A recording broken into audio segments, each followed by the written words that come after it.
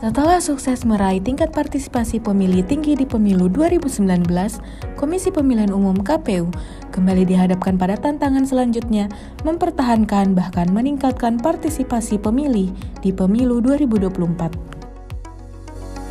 Dalam rapat koordinasi Divisi Sosialisasi, Pendidikan Pemilih dan Partisipasi Masyarakat tahun 2022 di Manado, Sulawesi Utara, Kamis 15 September 2022, Ketua KPU Hasyim Asyari menyampaikan ada 3 aspek pendidikan yang perlu dipahami jajaran Divisi Sosialisasi, Pendidikan Pemilih dan Partisipasi Masyarakat terkait penyampaian informasi.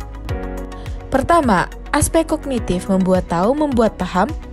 Aspek afektif membangun sikap apa yang kita harapkan dari pemilih, dan aspek psikomotorik, pesan bisa menggerakkan hati, menggerakkan pikiran pemilih untuk berpartisipasi di dalam pemilu. Nah, oleh karena itu, yang namanya pendidikan sekali lagi ya, itu ada 3 aspek. Yang pertama adalah aspek kognitif. Kognitif itu membuat tahu, membuat paham. Pesan yang disampaikan itu dapat dipahami, dapat dimengerti.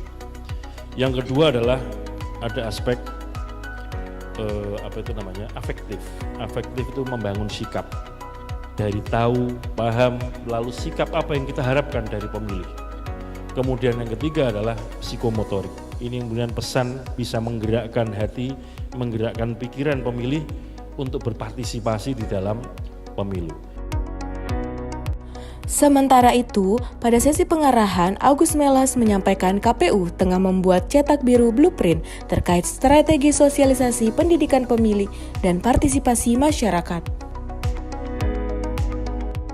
KPU Republik Indonesia sekarang sedang menyusun cetak biru terkait dengan roadmap sosialisasi pendidikan pemilih dan partisipasi masyarakat. Kita juga sedang menyusun untuk mengembangkan lagi yang namanya sistem informasi partisipasi masyarakat, sehingga semua pengalaman baik yang telah kita lakukan bisa terekam, terdokumentasi dengan baik. Diskusi panel dibagi menjadi 3. Diskusi pertama dinarasumberi oleh Agus Melas, Muhammad Afifuddin, dan Rahmat Santoso. Diskusi kedua dinarasumberi Anisha Dasuki dan Uni Lubis, dan pada diskusi panel terakhir dinarasumberi Yan Kurniawan dan juga Abi Besman. Pada sesi penutupan rakor, Sekretaris Jenderal KPU Bernard Dermawan Sutrisno mengungkapkan akan ada formasi P3K sebanyak 1.352 yang akan dibuka per Oktober 2022. Adapun terkait anggaran, Bernard mengungkapkan akan ada penambahan anggaran di akhir tahun dan saat ini KPU mulai merevisi anggaran tambahan tersebut. Sementara terkait Sarpras, Bernard kembali menyampaikan baru bisa dilakukan dalam bentuk perbaikan dan perawatan atau belum bisa membangun kantor baru. Perlu juga kami sampaikan bahwa terkait kekurangan SDM tidak hanya di divisi sosialisasi tapi di seluruh divisi dan seluruh tingkatan kesekretariatan. Alhamdulillah kita pada tahun ini mendapat formasi P3K sebanyak 1.352.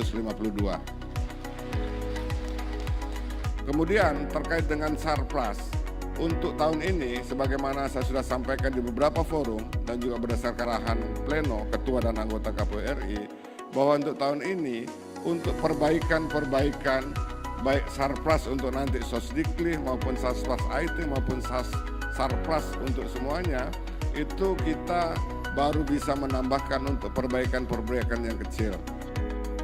Hadir pada rakor, anggota KPU Agus Melas, Parsadan Harahap, Betty Epsilon Idrus, Yulianto Sudrajat, Muhammad Afifuddin, Kepala Biro Partisipasi dan Hubungan Masyarakat Cahyo Aryawan, jajaran pejabat Eselon 2 Setjen KPU, peserta rakor sebanyak 1.033 orang terdiri dari Ketua, Anggota, Kepala Bagian, Kepala Subbagian yang menangani sosialisasi, pendidikan pemilih dan partisipasi masyarakat, KPU Provinsi, KIP Aceh, dan KPU KIP Kabupaten Kota se-Indonesia.